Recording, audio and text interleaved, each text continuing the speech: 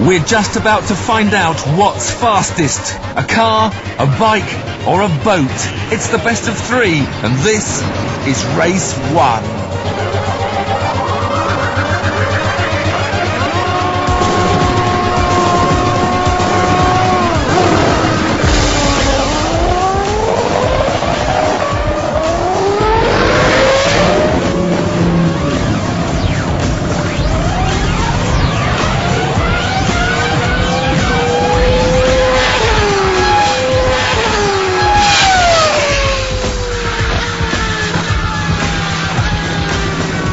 Rutter makes a mega start and takes just 5.4 seconds to catch the boat. He finishes the quarter mile in 10 seconds, with Button taking 11 and Curtis 13.5. But Jensen has a problem with his car. Something wrong with the clutch, There's a gremlin in the anti-stall system, and the only cure is to turn it off.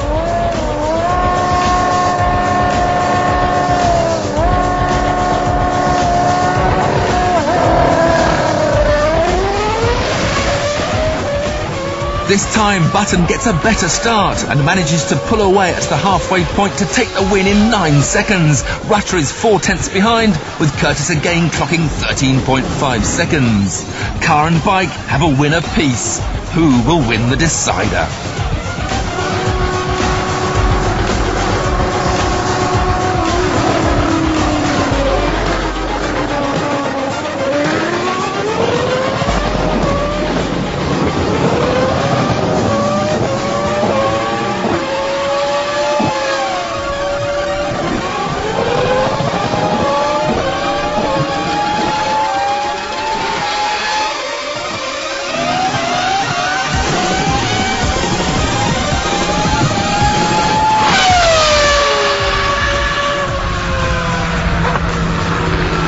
It was an epic battle, and although level for the first 100 metres, as soon as Button could use full power, he streaked away from a wheeling Rutter, with Curtis again finishing 3 seconds behind.